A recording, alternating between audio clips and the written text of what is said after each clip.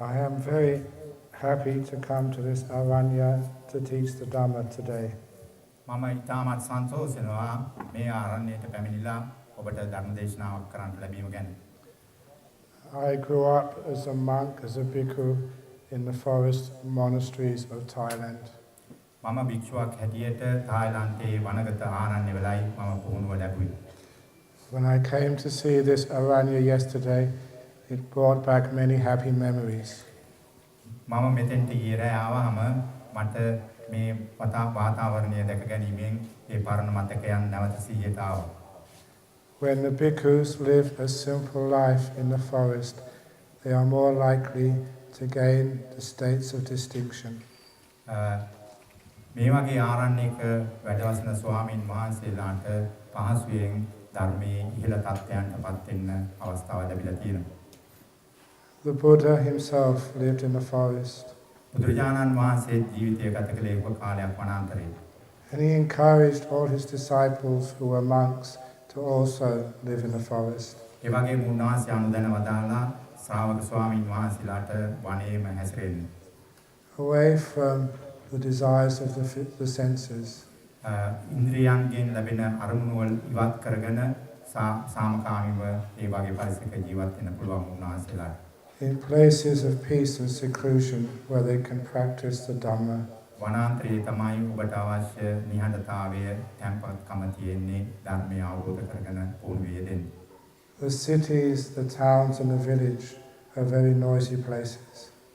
ගම්බදව ඒ වගේම නගර බදව ජීවත් වෙනවා නම් බොහොම අමාරුයි ඒ වගේ සනසුණු සාමකාමී පරිසරයක් හොයාගන්න. The forests, the mountains and the caves are places of peace. නිදාස සාමයේ පවතින්නේ වනාන්තරවල ගුහාවල ලෙන්වල. So those devotees of the Dhamma who seek for peace come to places like this. එනිසා ධර්මයේ පිළිබඳ හැඟීමක් තියෙන අය බොහොම දෙනෙක් මේ වගේ තැන්වලට පැමිණෙනවා. When they come to a peaceful aranya, not only does their speech become quiet, but their mind becomes quiet too. මේ වගේ නිසංසල පරිසරයකට ආම තමන්ගේ කතාව අඩු වෙනව විතරක් නෙමෙයි තමන්ගේ මනසත් තැම්පත් වෙනවා. Today's sermon is about right speech. අද මගේ දේශනය සම්මා වාචා හරි වචනය පිළිබඳවයි. Samma vacha has two parts. සම්මා වාචාවල කොටස් දෙකක් තියෙනවා. We have the speech which we make with our mouth. එකක් අපි මේ කටින් කරන ප්‍රකාශ. We have the inner speech which we make with our mind. ඒ වගේම අපි ඇතුළතින් කරන කතාව අපේ මනසේ. If we cannot practice right speech with our mouth, we will not be able to practice right speech with our mind. ඔබ හරි විදියට කටින් කතා කරන්න ඉගෙන ගන්නේ නැත්නම් ඇතුළත කතාවත් හරියට කෙරෙන්නේ නැහැ. And we will miss the beautiful benefits of practicing the Buddha's teachings. මේ මාර්ගයෙන් වෙන්නේ මේ බුද්ධ ධර්මය පුහුණු කිරීමට තියෙන මාර්ගය අවහිරවීමයි. But I'm going to start with the outer speech, the speech with the mouth. මම පටන් ගන්න හදන්නේ මේ අපේ කටින් පිට වෙන වචන පිළිබඳවයි මුලින්ම. I know that here in Sri Lanka, often I'm asked about should one be a vegetarian or should one eat meat. ලංකාවට ආපු හැමතාවගේ උඹ දෙනෙක් වගේ අහනවා මම නිර්මාංශික විය යුතුද නැද්ද කියන එක. 4 years ago, I think, I was asked that on a TV. අවුරුදු 7කට පමණ ඉඳදී මගෙන් මේ ප්‍රශ්නය ටෙලිවිෂන් සාකච්ඡාවකදී මුසා බැලුවා. Even though I do encourage vegetarianism, what is more important is what comes out of one's mouth rather than what goes in. මම නිර්මාංශික භාවය හොඳ දෙයක් හැටියට පැහැදිලි කරත් ඊට වඩා වැදගත් වෙන්නේ කට ඇතුළට යන දේවල් නෙමේ කටින් පිට වෙන දේවල් ගැනයි අපි සැලකිලිමත් විය යුතුයි.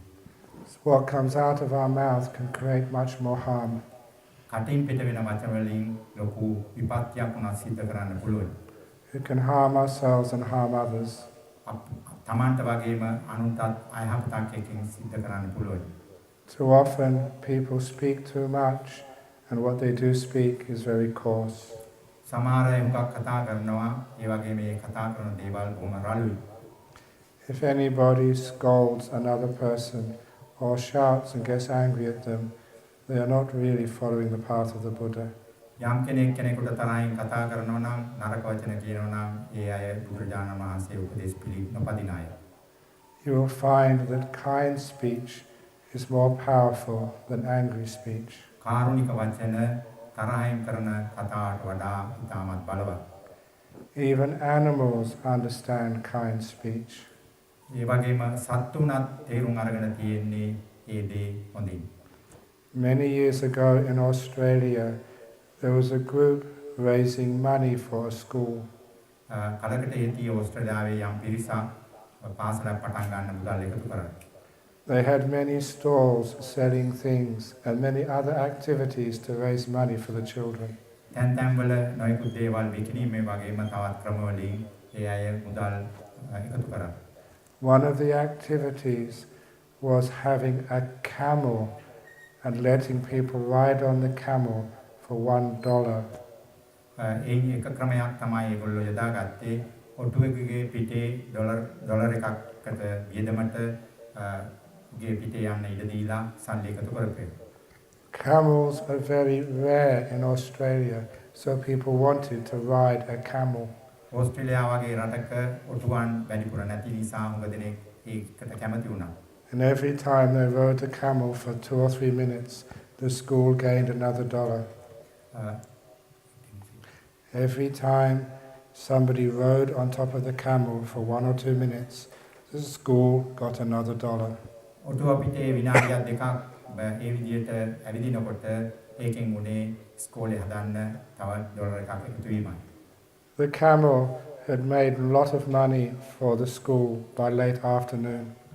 හන්දෑ වෙනකොට පාසල වෙනුවෙන් මේ ඔටුව හුඟක් මුදල් උපයා දීලා තිබුණා.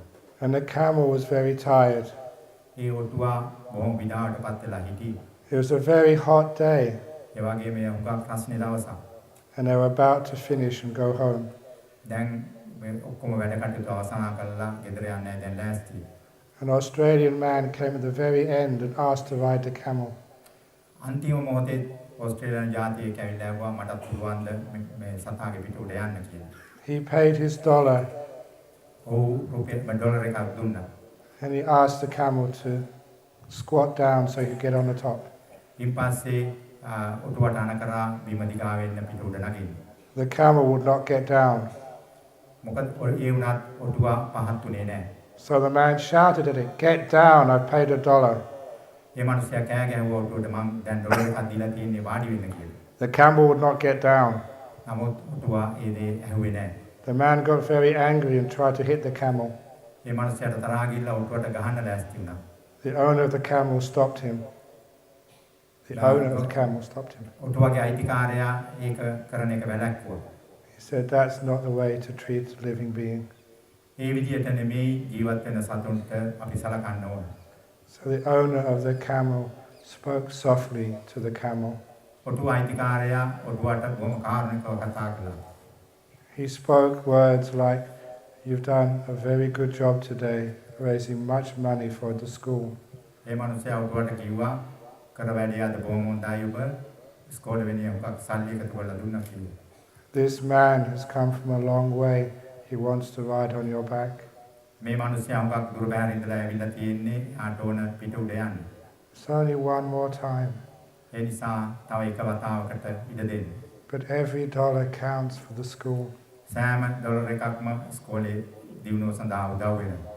Please, camel, get down. කරුණාකරලා ඔටුව බිම වාඩි වෙන්න. And with those soft and kind words, the camel went down straight away. ඒ වගේ කාරුණික වචන ඇහුණාම ඔටුව බිම දිගා වුණා. Even animals understand kind words. ඒ වගේ උදාහරණයක් පෙන්වන්නේ සත්තු උනත් කාරුණික වචනකට කැමති කියන එක. And they respond to kind words. They respond well to kind words. සත්තු උනත් කාරුණික වචන වලට කීකර වෙනවා. You all know the story of Nalagiri. ඔබ හැමෝම දන්නවා නාලාගිරිය තාපිමත කතාව. Even a crazy drunk elephant will respond to kind words. බේමත් පිස්සු ඇදිලා හිටියලියෙක් උනත් කාරුණික වචන වලින් මෙල්ල කළ හැකියි. So if animals respond to kind words, how much more will your wife respond to kind words? සත්තු මේ වගේ කාරුණික වචන වලට ඊළා වෙනවා නම් ඔබේ බිරිඳ මේ වගේ කාරුණික වචන වලට නොනැමී තිබේද? How much more will your husband and your children respond to kind words? ඒ වගේම ඔබේ ළමයි ඔබේ මහත්තයා කාරුණික වචන වලට මොනතරම් හොඳ ප්‍රතිචාර දක්වයිද? You'll find that kind words are far more powerful. ඒ නිසා තේරුම් ගන්න කාරුණික වචන ඉතාමත් බලවත්.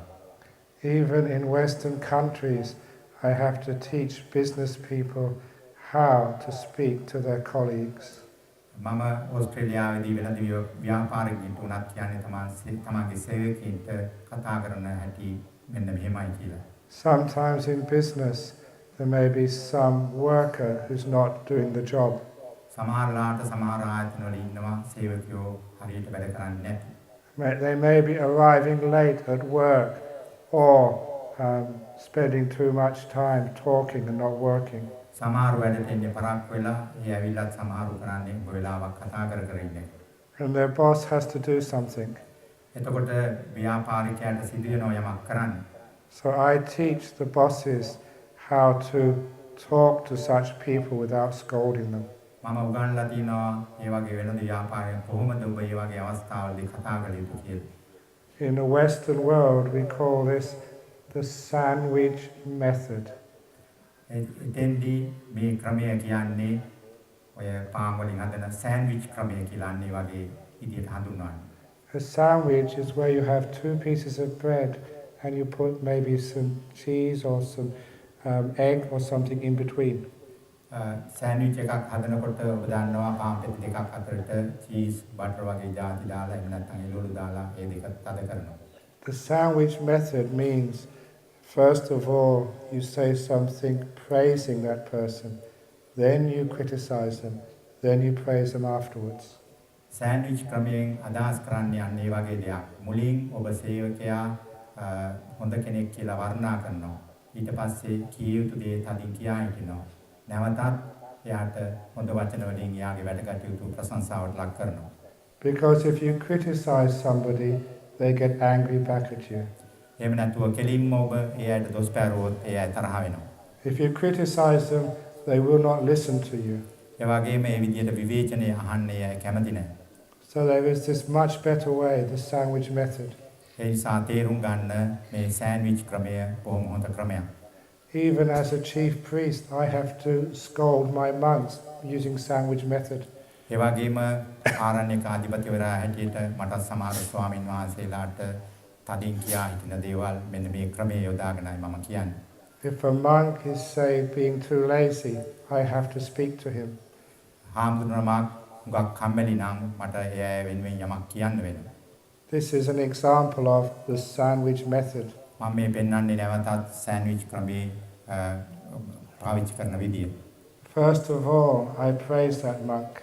මම මුලින්ම මේ හාමුදුරුවෝගේ ගුණ සිහිපත් කරලා දෙනවා. I tell him what a wonderful thing it is that you've devoted your life as a bhikkhu to the sasana. මම මුලින්ම කියන්නේ ඔබ මොනතරම් දෙයක්ද කරලා තියෙන්නේ භික්ෂුන් වහන්සේ නමක් හැටියට ශාසනයට ඇතුළු වීමෙන්. And I find other things to praise and I tell him those things. ඒ වගේම මම ඔහු ගැන දන්න අනික් කාරණාත් ඉදිරිපත් කළා ඔහුට ප්‍රශංසා කරනවා. The Buddha said these are words which are gentle to the ear and which people listen to.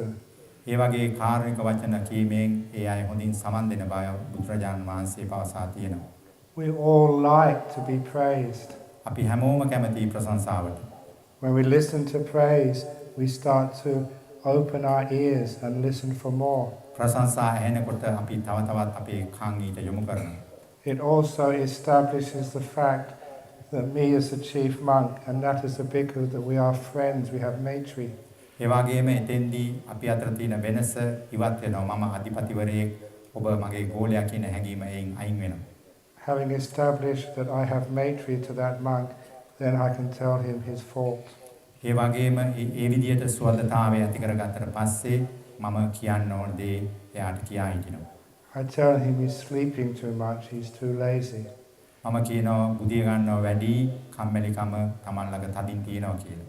Because I've established maitri and he knows that I'm his friend, he listens to that. මුලින් අරගත් ඇති කරගත් සුවතාවය නිසා අය දැන් තේරුම් ගන්නවා මේ මට යාළුවෙක් හැටියටයි මට මේ දේවල් කියලා දෙන්නේ කියලා. And I finish with more praise. මම අවසන් කරන්නේ තවත් උන්වහන්සේව ප්‍රශංසාවට ලක් කිරීමෙන්. I tell him that even though he's sleeping too much and lazy, he's very good with keeping his other precepts. මම කියා හිටිනවා කම්මැලි වුණත් තමන් ශික්ෂාපද ආරක්ෂා කරන නිසා ඔබ කරන්නේ හොඳ දෙයක් කියලා. That way we finish the conversation as friends. නැවතත් අපි සංවාදය අවසන් කරන්නේ යහළුවන් හැටියටයි. We find that that is a much more effective way of telling a person their mistakes. ඒ නිසා මම තේරුම් අරගෙන තිනවා අන්න ඒ විදිහට අපි කෙනෙකුගේ වැරදි පෙන්වා දෙන්න ඕනේ. Whether it's in a monastery or in business or in a family, you'll find that works much more effectively. ඒ නිසා මතක තියාගන්න ව්‍යාපාරකදී හරි ගෙදරදී හරි ඕනම තැනකදී ඒ ආකාරයෙන් කටයුතු කිරීමෙන් සාර්ථක ප්‍රතිඵල ලැබෙනවා. You don't need to shout at a person or scold them. ඒ නිසා කෙනෙකුට තරහින් බනින්නවත් අපහාස කරන්නවත් අවශ්‍යතාවයක් නැහැ. There's a much more wise way, a Buddhist way of speaking. බුදුරජාණන් වහන්සේගේ ක්‍රමය ඊටමත් ප්‍රඥාන්විත ක්‍රමයක්. You solve the problem of pointing out their faults, but you still have compassion and friendship together. කරුණාවත් සුවදතාවයත් නැති කරගන්නේ නැතුව ඒ ආකාරයෙන් කෙනෙකුට වැරදි පෙන්වා දෙන්න පුළුවන්.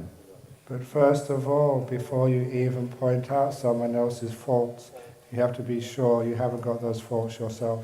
කෙනෙකුගේ වැරදි පෙන්වා දෙන්න කලින් ඔබ හැමදෙනෙක්ම තේරුම් ගන්න ඕන තමනුත් ඒ වගේ වැරදි කරනවද නැද්ද කියන එක හොඳින් තේරුම් ගන්න ඕන.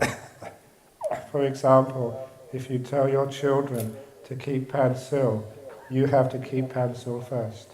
ඔබ තමන්ගේ ළමයින්ට කියනවා නම් පන්සිල් ආරක්ෂා කරන්න කියලා මතක තියාගන්න කලින් ඔබ පන්සිල් ආරක්ෂා කරන්න ඕන.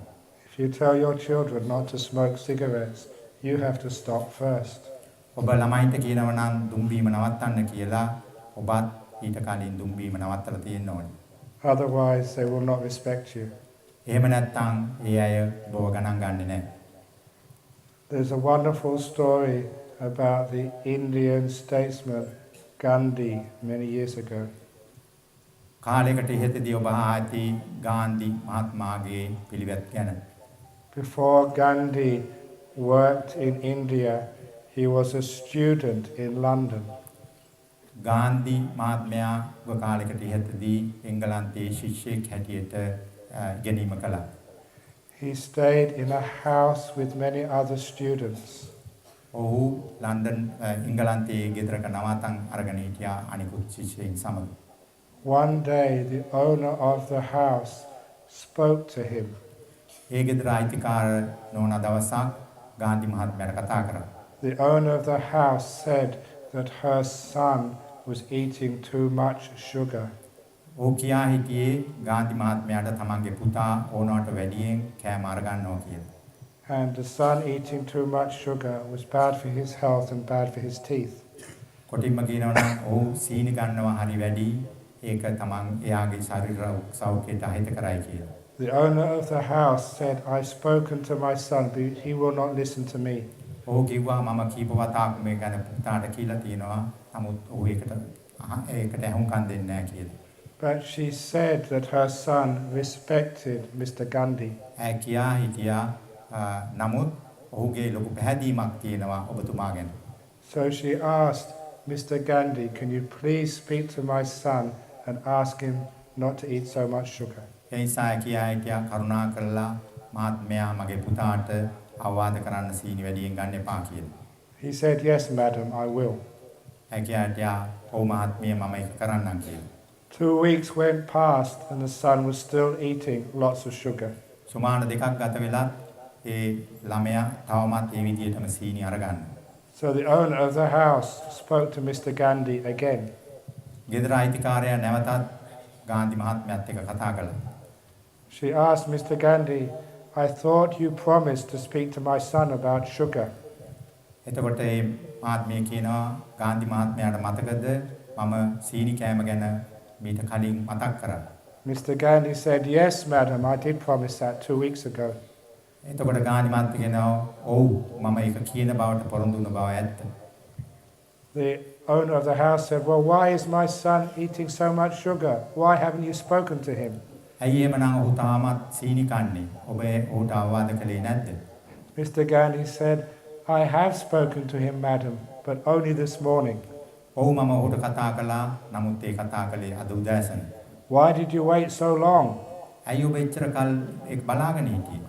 Mr. Gandhi replied, because madam, it took me 2 weeks to give up eating sugar. හේතුව මහත්මිය මටත් ගියා සුමාන දෙකක් මමත් සීනි වැඩියෙන් කෑවා ඒක නතර කරගන්න. And I can't tell anybody else to not do what I'm doing myself. කොහොමද මම කෙනෙකුට කියන්නේ මම නොකරන දෙයක් කරන්න කියලා. So Mr. Gandhi had to give up eating sugar himself before he would tell the son to stop eating sugar. ඒ නිසා ගාන්ධි මහත්මයාට සිදු වුණා තමන්ගේ සීනි කෑම ඉස්සෙල්ලා නවත්තන්න වෙනත් කෙනෙකුට සීනි කෑම නවත්තන්න කියන්න කලින්. That's another example of right speech. මෙතෙන්දිත් පෙන්වන්නේ හරි විදියට කතා කරන දේ සම්මා වාචා පිළිබඳව. That speech which has power. ඒ විදියේ කතාවේ ඉතා බලගත් බවක් තියෙනවා. Because it's speech which is honest. මොකද ඒ කතාව සත්‍යවාදී. If a person scolds someone else and they're doing the same themselves, it is dishonest speech. It is dishonest speech. කෙනෙක් බැන බැන අනුන්ට කියනවා නම් බනින්න එපා කියලා ඒක සත්‍යවාදී දෙයක් නෙමෙයි. It is speech which has no value and power. ඒ විදිහේ කතාවේ කිසි වැදගත්කමක් නැහැ, කිසි බලයක් නැහැ. If a person has strong virtue and they speak, their speech is so powerful and effective. කෙනෙකුගේ සම්වරය සීලය තියෙනවා නම් ඒ අයගේ වචන වලින් බලගත් දේවල් කරන්න පුළුවන්. Also, if you are wise, your speech has a lot of power. ඒ වගේම ඔබ ප්‍රඥානවන්ත නම් ඔබේ වචනවලත් වැදගත්කමක් තියෙනවා. Sometimes we do have to use our speech to influence others. සමහරලාට අපේ වචන පාවිච්චි කරන්න වෙනවා අනිත් අය දිරිගන්වන්න. Such as speaking to your children or your friends. සමහරලාට ඔබට වෙනවා ඔබේ දරුවන්ට ඔබේ යාළුවන්ට ඒ විදිහට කතා කරන්න. Being a monk who understands how the mind works, it's very easy to influence others. සිත ගැන හොඳින් අවබෝධ කරගත් මට ස්වාමින් වහන්සේ නමක් හැටියට අනිත් අයට ඒ විදිහට කතා කරන්න මට පුළුවන්කමක් තියෙනවා. You don't have to argue with them. You use psychology. ඔබ අනිත් අය එක්ක වාද කරන්න යන්නේ ඔබේ මානසික පුළුවන්කම යොදා ගන්න. I will give 2 examples. මේ සඳහා මම උදාහරණ දෙකක් පෙන්වන්නම්. When I first went to Australia after 9 years as a bhikkhu, I was the second monk. අවුරුදු 9ක් තායිලන්තයේ පුහුණුවෙන් පස්සේ ඕස්ට්‍රේලියාවට ගිහිල්ලා මම මේ වැඩ වාසය කළේ දෙවනි හාමුදුරුවෝ හැටියට. The other monk was senior to me. අනිත් හාමුදුරුවෝ මට වැඩිය වැඩිමහල්. So he was the boss. ඔහුයි එතන අධිපති. But I knew how to influence him without arguing. මම දැනගට හිටියා උන්වහන්සේ කොහොමද මගේ දේවල් වලට නම්මා ගන්න කියලා. One day I was walking with him in my monastery and said, I think we should build a hut on that hill. උන්වහන්සේ එක දවසක් හැන්දෑවේ ඉදිගෙන යද්දී උන්වහන්සේ මට පෙන්වා හිටියා අන්න අර කන්ද මුදුනේ කුටියක් හැදිය යුතුයි කියලා. The monk said, no, it's a bad idea. මට වැරදුනා මම කියා හිටියා අන්න අර කන්ද මුදුනේ කුටියක් සෑදිය යුතුයි කියලා. ඒකට උන්වහන්සේ කිව්වා නෑ එතන සුදුසු නෑ කුටියක් හදන්න කියලා. I was a smart monk. I didn't shout back. මන් ළඟ තිබුණා ඒ ප්‍රඥාව. ඒ නිසා මම ඒකට විරුද්ධව වාද කරන්න ගියේ නෑ. I changed the subject immediately. මම ඒ මාතෘකාව එතනම නතර කළා. Because I planned this all out. මම කලින් ඒ ගැන සූදානම් වෙලා හිටියේ. 2 weeks later, when we were walking again, I would say, I think we should build a hut on the hill over there. සුමාන දෙකකට පස්සේ නැවතත් අපි දෙන්න ඇවිදගෙන යද්දී මම නැවතත් කියා හිටියා අන්න අර කන්ද උඩ කුටියක් හැදුවොත් හොඳයි කියලා. By this time, he had forgotten the conversation 2 weeks ago. නමුත් ඒ අවස්ථාවේ එතුමාට මතක නැති වුණා ඉහතදී මම මේ දේ කී බව. The second time, you say, no, that's a bad idea. දෙවනි පාරටත් ඔහු කියා හිටියා නෑ නෑ එතන කිසිසේත්ම සුදුසු නැහැ කියලා. I would not argue with him. නැවතත් මම ඔහු සමග වාදයට ගියේ නෑ. I changed the subject again. මම ආපහු මාතෘකාව වෙනස් කළා. Because I know when you suggest something like that, it goes into their mind, even if they don't realize it. මම තේරුම්ගෙන හිටියා ඒ වගේ දෙයක් කෙනෙකුට කිව්වහම නොදැනුවත්වම එය එතුමාගේ මනස ඇතුළට යන විත්ති. 2 weeks later, we'd be walking together. සුමාන දෙකකට පස්සේ නැවතත් අපි අර විදියටම එතනින් ගමන් කරමින් හිටියේ. And this senior monk would say, I've had an idea. එතකොට මේ මගේ නායක ස්වාමීන් වහන්සේ කියනවා මට යම් අදහසක් ඇති වුණා කියලා. The senior monk would say, I think we should build a hut on that hill. එතෙන්දී උන්වහන්සේ කියනවා මම හිතනවා අර කන්ද උඩ කුටියක් හැදුවොත් හොඳයි කියලා. And I would say, what a wonderful idea of yours, senior monk. මම කියා හිටියා නායක හඳුනේ මොනතරම් හොඳ අදහසක්ද ඒක මොනතරම් හොඳ අදහසක්ද ඒක කියලා. If someone is senior to you, it has to be their idea. කෙනෙක් Tamanට වඩා ඉහළින් ඉන්නවා නම් එය යාගේම අදහස විය යුතුයි. But I had put the seed in. නමුත් මම බීජය කලින් රෝපණය කරලා තිබුණේ. It had gone into their mind. එය එතුමාගේ ඔළුවට ගිහින් තිබුණා. And because it was a good idea, I knew it eventually would come to the surface. එය හොඳ අදහස් නිසා මම දැනගෙන හිටියා කොයි වෙලාවක හරි ඒකේ මනසේ උගේ මතුවෙන විත්තිය. That's how you influence people. අන්න එහෙම අපි කෙනෙක්ව නම්මා ගන්න. So all you women here, if you need a new sari, this is what you should do. මෙතන ඉන්න ගැහැණු දිය මතක තියාගන්න හොඳ සාරියක් වුමනා කරනවා නම් අන්නේ ක්‍රමයේ පාවිච්චි කරලා බලන්න. You just tell your husband, I think I need a new sari. He say, no, that's a bad idea. ඒ නිසා ගෙදර ගිහිල්ලා ඔබ කිව්වොත් මට සාරියක් ගන්න ඕනේ කියලා මහත්තයාට ඔව් එකපාරට ගෑ නෑ ඒක කරන්න බෑ කියලා. Don't argue with him. ඔහු සමග වාද කරන්න එපා. Wait for another 2 weeks. සුමාන දෙකක් ඉවසගෙන ඉන්න. And repeat it. I think I need a new sari. නැවතත් මතක් කරන්න මම හිතන්නේ මට සාරියක් තියෙනවා නම් හොඳයි කියලා. No, no, no, he would say. ඔහු නැවතත් කියයි නෑ නෑ නෑ ඒකට සල්ලි නෑ කියලා. Don't argue. ආපහු වාදයට යන්න එපා. 2 weeks later, he will come to you and say, I think you need a new sari. සුමාන දෙකකට පස්සේ ඔහු ඔබ ළඟට ඇවිල්ලා කියයි මම හිතන්නේ ඔබට සාරියක් ඕන කරනවා කියලා. And always praising, oh, thank you, darling. That's a wonderful idea of yours. ඒ නිසා කියන්න බොහොම හොඳයි මගේ මාත්‍යාගේ අදහස නම් ඉතාම හොඳ අදහසක් කියලා. That's right speech and clever speech. ඒ තමයි samma wacha හොඳ වචනේ ඒ වගේම තමන්ගේ උපක්‍රමශීලී බව. It's how we influence people. ඒ විදිහට අපි කෙනෙක්ව දෙයකට නැඹුරු කරවන්නේ. The second story is one of my students in Australia. දෙවෙනි උදාහරණය ඕස්ට්‍රේලියාවේ ඉන්න මගේ ගෝලයෙක් පිළිබඳව. She was a Malaysian Buddhist girl, a Chinese Buddhist who was married to an Australian man. ඇය චීන මැලේසියානු ජාතික කාන්තාවක් ඕස්ට්‍රේලියානු ජාතික සමග විවාහ වී සිටි. She really enjoyed coming to the temple and listening to Dharma and meditating. ඇය බොහොම බලවත් උනන්දුවක් ඇති කරගෙන හිටියේ ආරණ්‍යයට ඇවිල්ලා භාවනා කරන්න. So she wanted her husband to also enjoy the Dharma. ඒ වගේම ඇයත් බලාපොරොත්තු වුණා තමන්ගේ මහත්මයාත් ආරණ්‍යයට ඇවිල්ලා බණ අහනම නම් හොඳයි කියලා. So she told her husband, come to the temple and listen to the priest. ඇය දවසක් කිව්වා මහත්මයාට අපි යමු ගිහිල්ලා ආරණ්‍යයට ගිහිල්ලා බණ අහමු කියලා. He would say, no way. ඔව් කිව්වා නෑ නෑ ඒක කොහෙත්ම කරන්න පුළුවන් දෙයක් නෙමෙයි කියලා. Come and learn some meditation. ඒ ගමන කියනවා ඇවිල්ලා භාවනා කරන්න ඉගෙන ගන්න කියලා. No, people just go to sleep when they're meditation, the Australian said. මේ ඕස්ට්‍රේලියානු ජාතිය කියනවා මොන බොරුවක්ද භාවනා කරනවා කියලා උඹ දෙනෙක් බුදි.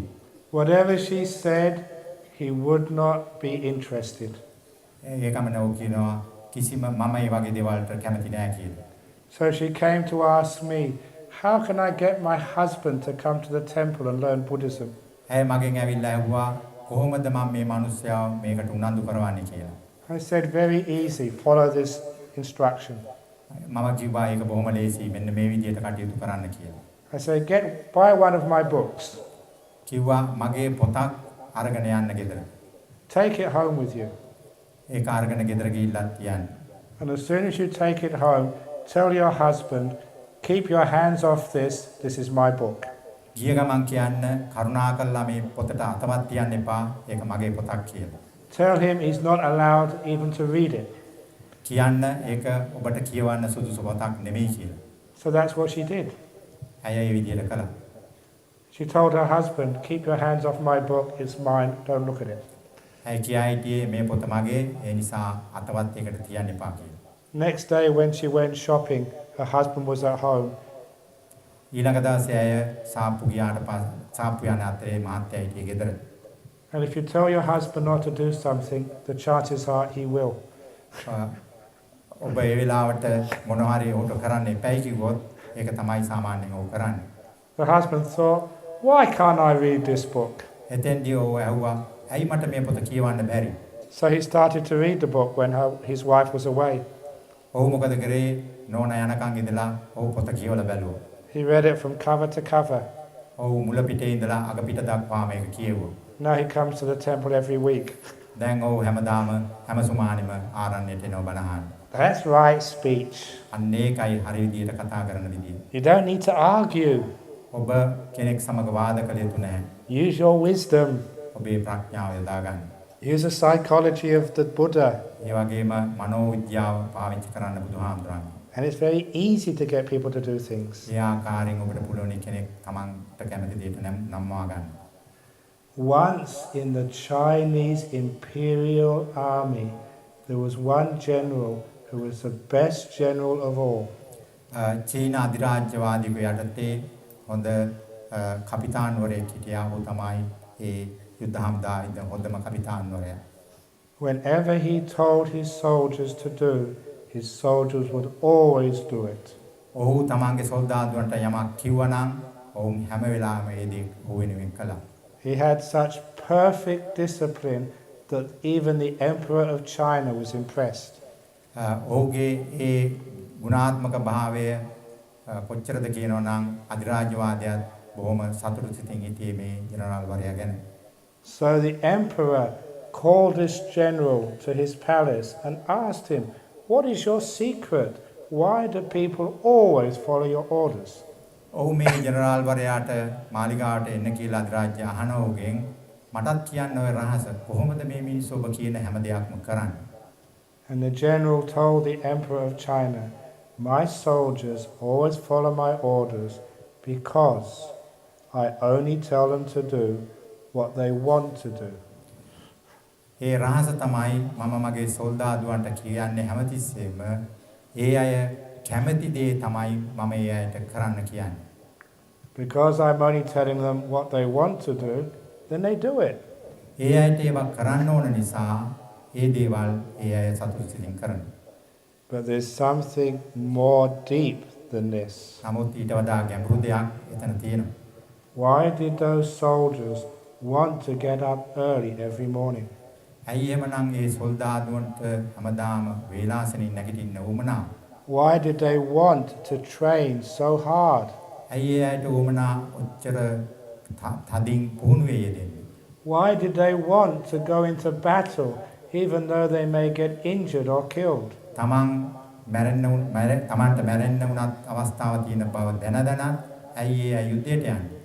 The reason was that general could motivate his troops. හේතුව ඔහුට පුළුවන් වුණා ඔවුන්ව යම් විදියකින් දිරිමත් කරන්න. He convinced the troops, the soldiers, how important it was to get up early in the morning. ඔවුන්ට පෙන්වා දුන්නා උදෑසන නැගිටීමේ තියෙන වැදගත්කම. He convinced those troops it was good to train. ඒ වගේම ඔහු හොඳින් පෙන්වා දුන්නා පුහුණු වීමේ තියෙන ඇති වැදගත්කම. He inspired those troops to want to go into battle. ඔහු දිරිමත් කරා ඔවුන්ව යුද්ධයට යෑමේ පිළිබඳ වැදගත්කම. So just before the battle, the soldiers were waiting to go. Please give us the order. We want to follow it. ඒ නිසා යුද්ධයකට කලින් හැමතිස්සෙම සොල්දාදුව බලාගෙන හිටියේ කරුණාකරලා අපිට අණ දෙන්න. අපි ලෑස්ති යුද්ධයට යන්න කියලා. Because the general knew how to motivate people. මොකද හේතුව ජෙනරාල් වරයා දැනගෙන හිටියා කොහොමද තමගේ සොල්දාදුවන් දිරිමත් කරන්න කියන එක හරි පිළිවෙලට. So as a teacher of Buddhism and meditation, I also have to motivate you. විචුන් වහන්සේ නමක් හැටියට බුදුරජාණන් වහන්සේගේ භාවනාව හා උපදේශ ධර්මයේ පිළිපැදීම ගැන කියලා දෙන්නත් මටත් ඒ විදිහේ බලපෑමක් කරන්න වෙලා තියෙනවා. I could scold you and say, keep the pencil, keep the pencil, you're stupid if you don't keep the pencil. That wouldn't work. මට පුළුවන් ඕනනම් කෑ ගහන්න පන්සිල් පද පහ රකින්න පන්සිල් පද රකින්න නැත්තම් මෝඩයෝ කියලා මට කෑ ගහන්න. නමුත් ඒ විදිහට ඒක හරියන්නේ නැහැ. Because many priests, they give sermons all day and still the diekas don't keep pencil. සමහර ආඳුරු පැය ගණන් බණ කියා ඉන්නවා. නමුත් දායකයෝ ඒ කියන දේවල් අහගෙන ක්‍රියාත්මක කරන්නේ. The trick with right speech is learn how to inspire and motivate people. ඒ නිසා මම යොදාගෙන උපක්‍රමය තමයි ඒ අය දිරිමත් කරන එක. ඒ අය වඩාත් උනන්දු කරන එක ඒ වෙනුවෙන්. So you want to keep the pencil. ඒ නිසා ඔබට උමනාවක් ඇති වෙනවා පන්සිල් පද පහ රැක ගන්න. So you want to come to the temple. ඒ වගේම ඔබට උනන්දුවක් ඇති වෙනවා පන්සලට එන්න. You can't wait. You get up early in the morning. You want to go to temple. ඒ වගේම උදේ පාන්දර ඔබට නැගිටින්න හිතෙනවා. නැගිටලා පන්සලට එන්න හදනවා හිතෙනවා ඉක්මන් කරලා. You want to meditate. ඔබට ඕන කරනවා භාවනා කරන්න. And when people get inspired and motivated, the priests don't need to scold anybody. ඒ විදිහට ඔබට ඒ අයව දිරිමත් කරන්න පුළුවන් නම් තවදුරටත් ඔවුන්ට තදින් කතා කරන්න අවශ්‍ය වෙන්නේ නැහැ. Even the politicians do not need to use harsh speech. ඒ වගේම දේශපාලනඥයෝටත් ඔය විදිහට නරක වචන නපුරු වචන කියන්න අවශ්‍යතාවයක් නැහැ. All they need to do is to inspire and motivate people to want to do these things. ඒ වගේම වුණුත් කල යුතු දිරිමත් කිරීම උනන්දු කිරීමයි තමන්ගේ වචනවල. To explain why we should not allow corruption in the country. To explain and inspire people not to tolerate corruption. ඒ නිසා දූෂණය සහ අපරාධ අඩු කරන්නම් ඔබ ඒ ගැන ඒ අය හොඳින් දැනුවත් කළ යුතුයි හිතින බරපතලකම. To inspire and encourage people to work hard for their nation. ඒ වගේම ඔබ උනන්දු කළ ඒ අය උනන්දු කළ යුතුයි තමන්ගේ ජනතාවට හොඳින් රට වෙනුවෙන් වැඩ කරන්න කියලා. To inspire and encourage people to have harmony between all the different races and religions in Sri Lanka. ඒ වගේම සෑම ජාතියක් අතරම ආගමක් අතරම සහයෝගය සහෝදරතාවය ඇති වෙන විදිහට ඒ අය වචන පාවිච්චි කළ යුතුයි දිරිමත් කරන්න. When you have speech like that, you don't need to speak loudly. ඒ වගේ වචන ඔබට පාවිච්චි කරන්න පුළුවන් නම් ওই විදිහට කෑ ගහන්න උවමනාවක් නැහැ. You don't need to speak harshly. ඔබට අවශ්‍ය වෙන්නේ නැහැ එතකොට තද වචන පාවිච්චි කරන්න. You can speak kindly with arguments and people want to hear it. වාද කිරීමෙන් තොරව හොඳ වචන පාවිච්චි කරනවා නම් ඒ දේවල් ඔබට කරගන්න පුළුවන් වෙනවා. Not only do they want to hear it, they remember it. ඒ අයට ඒවා අහන්න විතරක් නෙමෙයි ඒවා මතක තියාගන්නත් උවමනා වෙනවා. Not only do they remember it, they put it into practice. ඒ වගේම ඒවා මතක තියාගත්ත විතරක් නෙමෙයි ඒවා ඒ අය ප්‍රායෝගිකව තමන්ගේ ජීවිතයට යොදා ගන්නවා. And that way the speech is never wasted. ඒ නිසා ඒ ආකාරයෙන් කරන කතාව කිසිසේත්ම අපතේ යන්නේ නැහැ. So please train yourself in right speech. ඒ නිසා ඔබේ ජීවිතයේදී ඔබ හොඳින් කතා කරන්න ඉගෙන ගන්න. But sometimes the best right speech is saying nothing at all, being silent. නමුත් බොහොම වෙලාවට හොඳම වචන තමයි නිහඬව සිටීම. Silence has a lot of power. නිහඬතාවයේ තියෙනවා ඉතා බලවත්කමක්. Say there may be some person shouts and scolds you. හිතන්න කවුරු හරි ඔබට දෝෂාරෝපණය කරනවා බනිනවා කියලා. They shout and scold maybe for 5 minutes. සමහරලාට ඌ විනාඩි ගණනාවක් බනිනවා කෑ ගහනවා තරහින්. And what happens when they finish? You scold them back. බොහොම වෙලාවට ඔබ කරන්නේ එයා ඉවර වෙනකන් ඔයා ඔබත් පටන් ගන්නවා ඒ විදිහටම කෑ ගහන්න බනින්න. That is not a good way of doing things. එය හරියාකාරව කරන දෙයක්. එය හරියට කරන දෙයක් නෙමෙයි. ඒක හරිය දෙයක් නෙමෙයි. Next time somebody scolds and shouts at you, when they're finished, you be silent for 1 minute. ඊළඟ පාර කවුරු හරි ඔබට මේ විදිහට කෑ ගහනවා නම් බයිනවා නම් ඔබ විනාඩියක් සද්ද නැතුව ඉන්න නිහඬව ඉන්න. Don't say anything back to the person who's just scolded you. ඔබට බණින පුද්ගලයාට කිසිම දෙයක් වචනයකින් කියන්න එපා. In that 1 minute when you're silent, the person who's scolding you has a chance to reflect on what they've just said. එහෙම ඔබ විනාඩියක් ඉඩ දුන්නොත් ඒ බැනපු කෙනාට අවස්ථාව ලැබෙනවා තමන් කරපු දේ ගැන ටිකක් හිතලා බලන්න. You give them the opportunity for sati of how they feel just having scolded you. ඒ අයට අවස්ථාවක් දෙනවා තමන්ගේ සිහි කල්පනාව තුළින් ඒ අයගේ හදවත් වලට මොකද වෙලා තියෙන්නේ කියලා පෙන්눔 කරන්න. In that 1 minute of silence after that person's finished scolding you, they'll have a chance to get wisdom, panya. ඒ ආකාරයෙන් ඔබ ඒ මනුස්සයාට අවස්ථාවක් දෙනවා තමන්ගේ ප්‍රඥාව ඇති කරගන්න. They'd realize just what a bad and stupid thing scolding is. ඒ අය ඒ වෙලාවට තේරුම් ගන්නෝ මම මේ කරපු මෝඩකම කෑ ගහලා බැනලා කරපු දේ මම ඇති කරගත්තු මෝඩකම කියලා. This is what the Buddha meant when if someone gives you a present and you don't receive it, it belongs to the giver. බුදුරජාණන් වහන්සේ අවස්ථාවකදී ඒකයි පෙන්වුවේ කෙනෙක් ඔබට දෙයක් දෙනවා නම් ඔබ ඒ පිළිගන්නේ නැත්නම් එය ඔහුටම බාර වෙනවා. So if someone gives you a scolding and you give them a scolding back, you're both stupid. ඒ නිසා කෙනෙක් ඔබට බනිනවා නම් ඔබත් ආපහු එයාට බැනුමක් දෙනවා නම් ඔබ දෙන්නම මෝඩයෝ. But if you give them a scold, if they give you a scolding and then you give them silence back, then they can understand what they've done. ඒ නිසා නරක වචන තරහ කෙනෙක් ඔබට පිරිනව නම් ඔබ නිහඬ වුණොත් ඔහුට මේවා තියාගන්න වෙනවා. Silence is very important. ඒ නිසා නිහඬතාවය ඉතාමත් වැදගත් දෙයක්. People who speak too much and listen too little become stupid. මුගක් කතා කරන දෙයක් නාහන අය මෝඩයෝ. Some years ago in my monastery in Australia, I passed the kitchen. දවසක් මම ඕස්ට්‍රේලියාවේ ආරන්නේ මුළුතැන්ගේ අසලින් ගියා. The kitchen was next to the darma sala. දානශාලාවට අල්ලලයි මේ කුස්සිය තිබුණේ. That morning there were 6 Thai dayakas making the food for the bhikkhus. එදා උදේ තායි ගෑනු උදේ 6 දිනක් දානේ සූදානම් කරමින් හිටියේ. When I looked through the window, I saw the 6 Thai women all speaking. ඒ ජනේලේ ළඟින් මම දැක්කා මේ 6 දෙනාම කතා කරනවා. There were only 6 women in the kitchen. එතන හිටියේ තායි ගෑනු 6 දෙනෙක් විතරයි. And each one of them was talking. ඒ හැම දෙනාම කර හිටියේ කතාව. I worked out if 6 women were talking and there was only 6 women in the kitchen, who was doing the listening? මම තේරුම් ගත්තා 6 දිනක් එතන ඉඳද්දී 6 දෙනාම කතා කරනවා නම් කවුද ඒක අහගෙන ඉන්නේ කියලා. No one was doing the listening, all were doing the talking. එතන කිසි කෙනෙක් අහගෙන හිටියේ නැහැ. හැමෝම කරේ කතා කරන එක. What a waste of time that talking was. මොනතරම් අපතේ යෑමක්ද කාලේ මේ විදිහේ කතාවේ. I've seen that in Sri Lanka too. Too many people doing the talking, not enough people doing the listening. මම ලංකාවෙත් ඒ දේම දැකලා තියෙනවා. හැමෝම කරන්නේ කතාව. අහන කෙනෙක් නැහැ. What a waste of time all that talking is. ඒ කතාවෙන් ඇති ප්‍රයෝජනය මොකක්ද? So we should do more listening and less talking.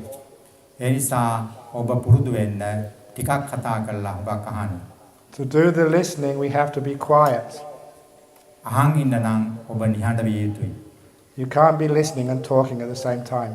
අහන ගමන් කතා කරන ගමන් අහගෙන ඉන්න පුළුවන් කමක් නැහැ. So as Buddhists, we should learn to listen more, talk less. ඒ නිසා බෞද්ධයාට අපි පුරුදු වෙන්න ඕන හුඟක් අහන්න ටිකක් කතා කරන්න. And then our words would have more value. අන්න එතකොට මේ කතා කරන වචන වල වටිනාකමක් තියෙනවා. And we will do less bad karma with our speech. ඒ ආකාරයෙන් ඔබේ කටින් පිටන වචන වලින් නරක කර්ම සිද්ධ වෙන්නේ නැහැ. Because so often we make terrible karma with our words. අපේ වචන වලින් අපි බොහොම වෙලාවට බලගත් වැරදි කර්ම ඇති කරගන්නවා. So before you speak, you should contemplate first of all. ඒ නිසා කතා කරන්න කලින් ටිකක් හිතලා බලන්න මොනවද කියන්නේ යන්නේ කියලා. You should contemplate the words which I'm about to say, are they beneficial?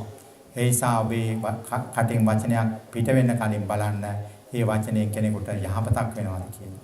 Will my words improve upon the silence? මගේ මේ කටහඬින් නිහඬතාවයට වඩා යමක් සිදු වෙනවද? If they don't improve upon the silence, be quiet. නිහඬතාවයට වඩා වැඩි හොඳක් වචන වලින් සිද්ධ වෙන්නේ නැත්නම් නිහඬ වෙන්න. That's very important for the monks and the nuns. එය මහාන ජීවිතය ගත කරන අයටත් ගිහි ජීවිතය ගත කරන අයටත් ඉතා වැදගත් දෙයක්. We should show the way in silence. අපි පාර පෙන්විය යුත්තේ නිහඬතාවය තුළයි. We shouldn't speak unless we have to. කතා කරන්න අවශ්‍යතාවයක් නැත්නම් නිහඬ වෙන්න. That way we can maintain our mindfulness and our silence. ඒ ආකාරයෙන් අපිට පුළුවනි අපේ සිහි කල්පනාවත් නිහඬතාවයත් ආරක්ෂා කරගන්න. But samma wacha is not just about making good karma in the world. සම්මා වාචා කියන එකෙන් අදහස් කරන්නේ හොඳ කර්ම වචන තුලින් රැස් කරනමයි කියන එකම නෙමෙයි. It's essential for developing the mind in meditation. ඒ උදව් වෙනවා ඔබේ මනස භාවනාවෙන් දියුණුවක් ලබා ගන්න. I found that people who speak a lot with their mouth think a lot with their mind. මම තේරුම් ගත්ත දෙයක් තමයි කටින් හුඟක් කතා කරන අය හිතිනුත් ගොඩක් හිතන. By training the outer speech, you also train the inner speech. ඔබ පිටත කතාව පාලනය කර ගන්නවා නම් හසුරවා ගන්නවා නම් ඔබ ඇතුළත කතාවත් පාලනය කර ගන්නවා හසුරවා ගන්න. By learning how to speak with kindness, you can think with kindness. ඔබට පුළුවන් නම් කාරුණික වචන වලින් කතා කරන්න. ඔබ ඇතුළතින් කතා කරන්නේ තාමත් කාරුණිකවයි. By learning how to speak softly, you can think softly. මු르දු වචන ඔබේ කටින් පිට වෙනවා නම් ඔබ ඇතුළතින් කතා කරන්නේ මු르දු වචන වලින්. By learning how to stop your speech with your mouth, you can learn how to stop your thinking too. කටින් පිට වෙන වචන නතර කරගන්න හැටි ඔබ ඉගෙන ගන්නවා නම් ඇතුළත මනසෙන් පිට වෙන වචනත් නතර කරගන්න හැටි ඔබ ඉගෙන ගන්න. When you think inside your mind, it is as if you're speaking back to the world. ඔබ හිතෙන් හිතන දේවල් හරියට ඔබ එළියට දාන දේවල් වගේමයි ලෝකෙට. Instead of listening to the world. ඒ වගේම ඔබ ලෝකය ගැන හිතනවා වගේ. When you listen to the world, when you listen to the nature, you hear the sound of Dhamma. ඔබ ලෝකයට සවන් දෙනවා නම් ස්වභාව ධර්මයට සවන් දෙනවා නම් ඔබ නිහඬතාවයට සවන් දෙන්න. When you're always thinking, the Dhamma can't speak to you. ඔබට හැමතිස්සෙම හැගෙනවා ධර්මයයි ඔබට කතා කරන්න කියලා. So much Dhamma you hear in the forest. මේ වගේ වනගත ආරණ්‍යවල ඔබට ඇහෙනවා ධර්මයේ වැඩි වැඩියෙන්. For example, I remember one of Ajahn Chah's famous teachings. මට හොඳට මතකයි කලකට ඊතදී දුන්නු අජාන් චාම්තුරන්ගේ උපදේශය. I was walking back from Bindapata with the master. මම දවසක් උන්වහන්සේ සමග පිණ්ඩපාතේ වැඩලා ආපහු වඩිනවා. About 500 meters before we returned to the monastery, Ajahn Chah picked up a stick. ආරණ්‍යයට ළඟා වීමට මීටර 500ක් විතර දුරදී එතුමා කෝටු කෑල්ලක් අතර ගත්තා. He turned to me and said, "Is the stick heavy?" ඔහු මගෙන් අහනවා මේ කෝටු කෑල්ල බරද කියලා. Before I could answer, he threw the stick in the forest. මම උත්තර දෙන්නත් කලින් ඔහු ඒ අල්ලා විසි කරා කැලේට. He said, "The stick is only heavy when you keep holding on to it." ඔහු මට කියා හිටියා මම ඒ අල්ලගෙන ඉන්නකම් විතරයි ඒක බර කියලා. All of your worries and concerns, is that heavy? ඔබේ ලතවීම කර දුක් කරදර ඔබට බරක්ද? For example, you may have cancer. Is that heavy? ඔබට පිළිකාවක් තියෙනවා නම් ඒ බරද? Only when you hold and grasp it. ඔබ ඒ අල්ල ගන්නවා නම් බදා ගන්නවා නම් තමයි ඒ බරක් දැනෙන්නේ. If you throw it away, it's not a burden anymore. ඔබ ඒ විසි කරනවා නම් ඔය ඒන් ඔබට බාධාවක් නැහැ. What he means there, you have cancer and you keep thinking about it. මොකද මෙතෙන්දි වෙන්නේ ඔබට පිළිකාවක් තියෙනවා නම් ඔබ කරන්නේ ගැන හිත හිතා ඉන්නේ. Your inner speech makes it heavy to bear. ඔබේ ඇතුළත කතාව එය තවත් බර කරනවා. That's when you know how to develop skillful inner speech. You have cancer, you don't keep holding it, you throw it away. ඒ නිසා ඔබට ප්‍රඥාන්විතව හිතන්න පුළුවන් නම් ඔබේ පිළිකාව අල්ලගෙන ඉන්නේ ඔබ ඒක අල්ල විසිකලා දානවා. You don't keep thinking about it. ඔබ නැවත ඒ ගැන හිත හිතා ඉන්නේ. Once, or many times, I was sick as a monk. උගවතාවක් වලදී මම වික්ෂුවක් ලෙස ඉඳද්දී අසනීප වෙලා තියෙනවා. On one occasion, I had typhus fever. එක වෙලාවක් මට මතකයි මම ටයිෆස් උණෙන් පෙළුණු කාලේ. I was a very, very sick monk. ඒ කාලේ ඒ දවස්වල මම තාමත් දුර්වලව හිටියේ. I was in hospital for about 3 or 4 weeks. සුමාන 4-5ක්ම මට ස්පිරිතාලේ නතර වෙන්න වුණා. My whole body was aching and had no energy at all. මගේ මුළු ශරීරයම වේදනාවෙන් පෙළෙනවා. මට කිසිම හයියක් තිබුණේ නැහැ. And the doctors didn't know what type of fever it was. දොස්තරවරු දැනගෙන හිටියේ නෑ මට තිබුණේ මොන වගේ උණක්ද කියලා. I felt terrible. මට මගේ හිත බොහොම කඩා වැටිලා තිබුණේ.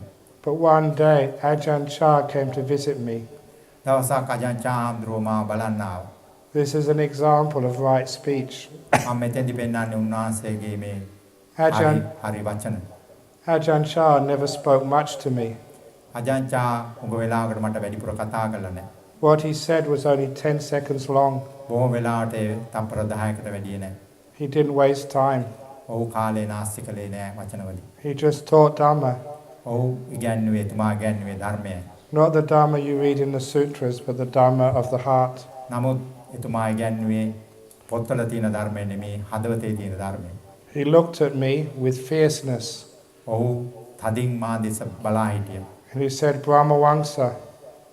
ඔව් කියා හිටියා බ්‍රහ්මවංශ. You'll either get better or you'll die. And then he left. එක්ක ඔබට හොඳ වෙයි එක්ක ඔබ මැරෙයි. So next time you go and visit someone in hospital, teach them Dharma. When you go and see them, tell them you'll get better or you'll die, and then go home.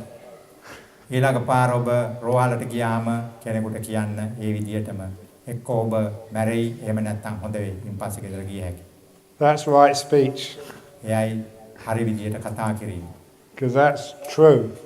ඒ ඇත්ත. Either way, your sickness won't last. කොයි ආකාරයෙන් බැලුවත් ලෙඩ රෝගය උගක් කල් පවතින්නේ නැහැ.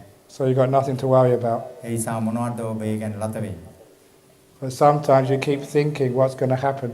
බොහොම වෙලාවට ඔබ මොකක් වෙයිද කිය හිතේ ඉන්න. And because you think and worry about the cancer or the fever, that's why it gets worse.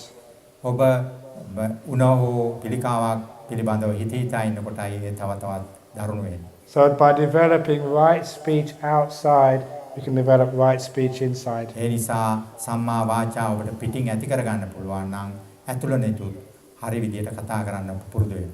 We can be silent in our mind. ඔබට පුළුවනි ඇතුළතින් නිහඬ වෙන්න. We can let go of the past and the future. ඔබට පුළුවනි අතීතයත් අනාගතයත් අත්හැර දාන්න. Why keep thinking about the past when you can't change it? අතීතය ගැන කතා කිරීමෙන් ඇති වැඩේ මොකක්ද ඒ වෙනස් කරන්න බැරි නේද?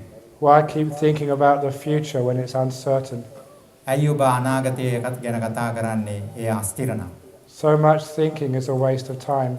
වැඩියෙන් කතා කිරීම කිසිම ප්‍රයෝජනවත් දෙයක් නෙමෙයි. That's why it's wrong in a speech. අන්නේ ඉසය ඇතුළත කතාව කිසි වැදගත්මකට නැත්තේ. That's why we get headache. අන්නේ ඉසය අපිට මුළු ගැක්කුම ඇති වෙන්නේ. That's why some people get brain tumor. සමහර අයට මොලේ පිළිකා හට ගන්නෙත් ඔන්න ඒ වැඩිපුර හිතීම නිසා. They think too much and listen too little. ඒ අය මුගක් කතා හිතනවා අහන්නේ බොහොම ටිකයි. They hold on to too many things rather than throwing them away. ඇයි ඔබ මුගක් දේවල් අල්ලගෙන ඉන්නේ? අල්ලලා විසි කරන්න පුළුවන්කම තියෙද්දි. So if you develop right inner speech, you develop a lot of silence. ඔබ ඇතුළත කතාව හරියට පුහුණු වෙනවා නම් ඔබ නිහඬතාවයේ දියුණු කරගන්න. When you're silent inside, we call that sati, mindfulness.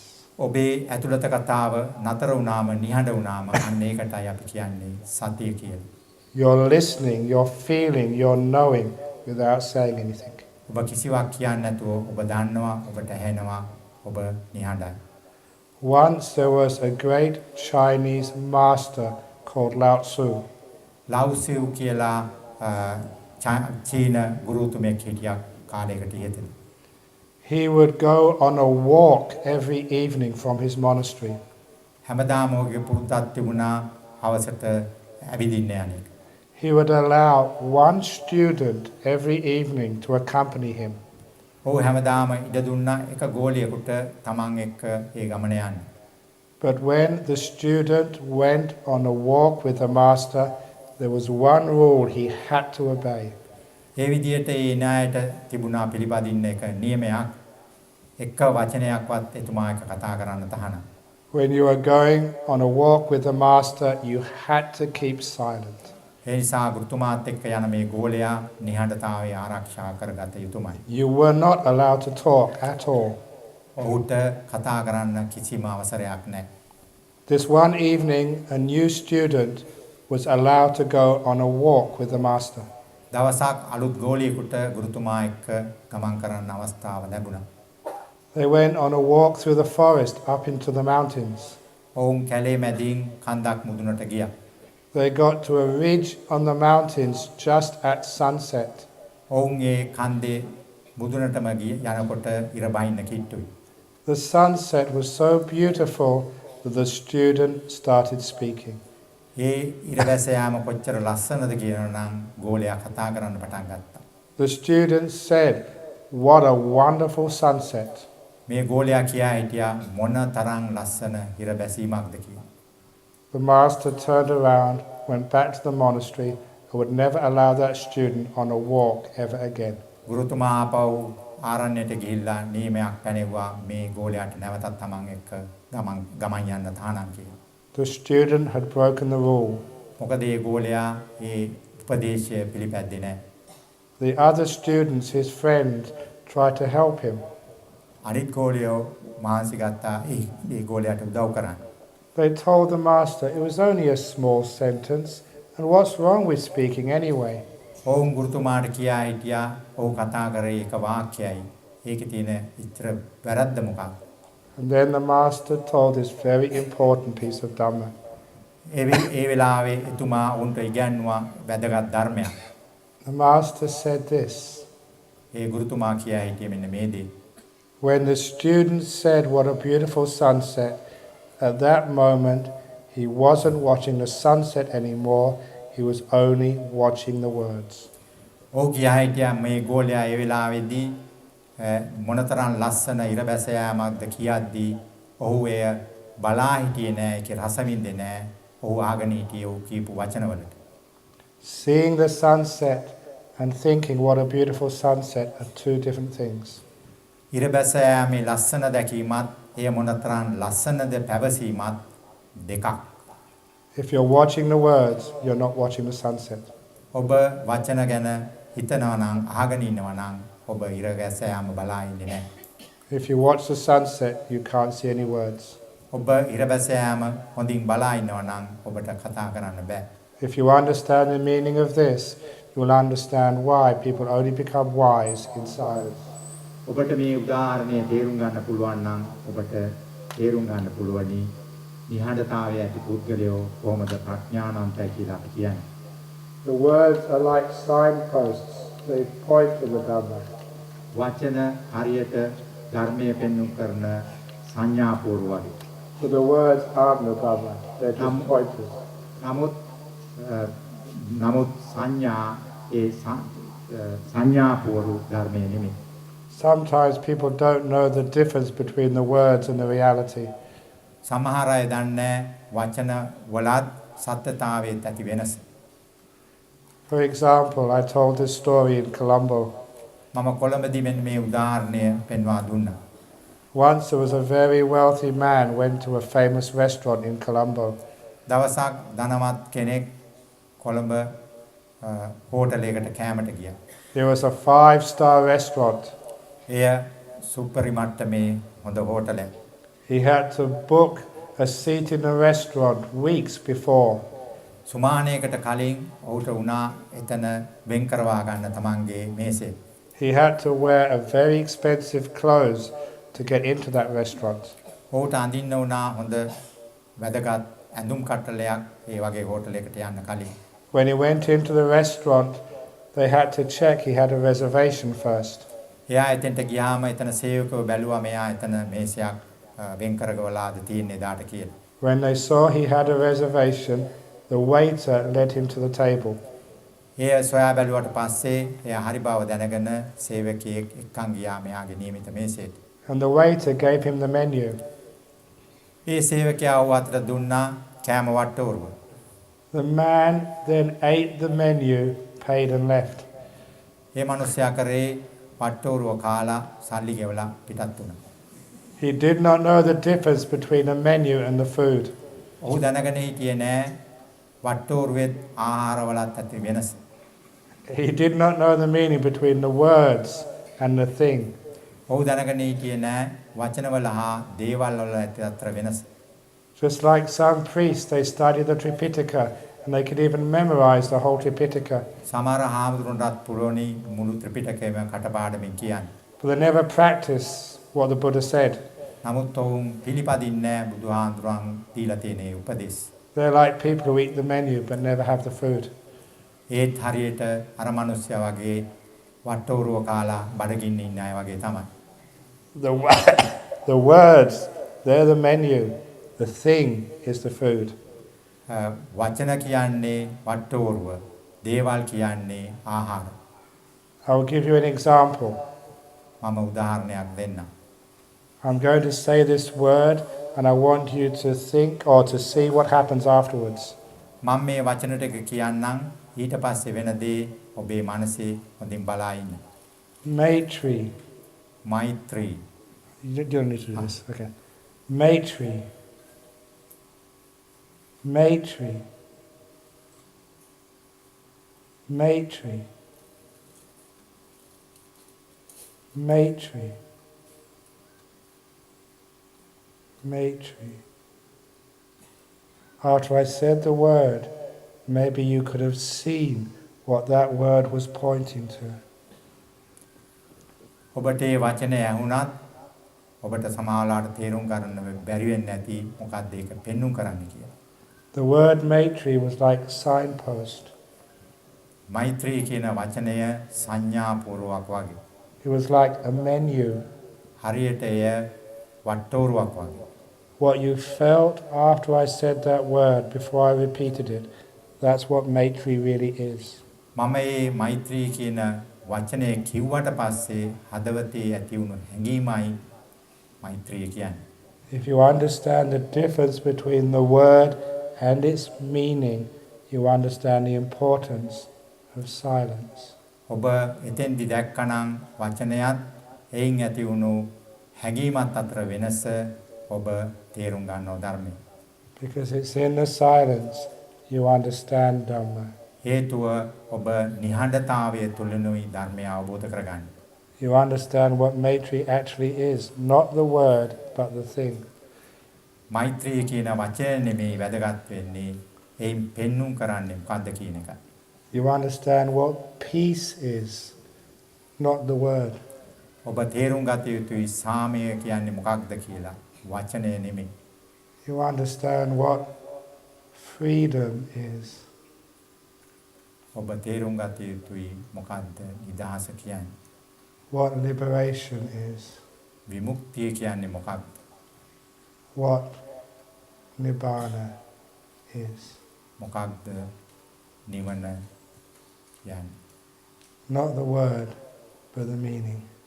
වචනේ නෙමෙයි එහි තේරුම. In the silence of the mind. මනසේ නිහඬතාවය තුල ඇතිවන. That's the best right speech of all. අන්න ඒක තමයි හොඳම වචනය සම්මා වාචා. The silent mind. නිහඬ වූ මනස.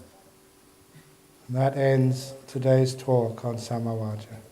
සම්මා වාචා පිළිබඳ දේශනය මෙයින් අවසන් කරමු.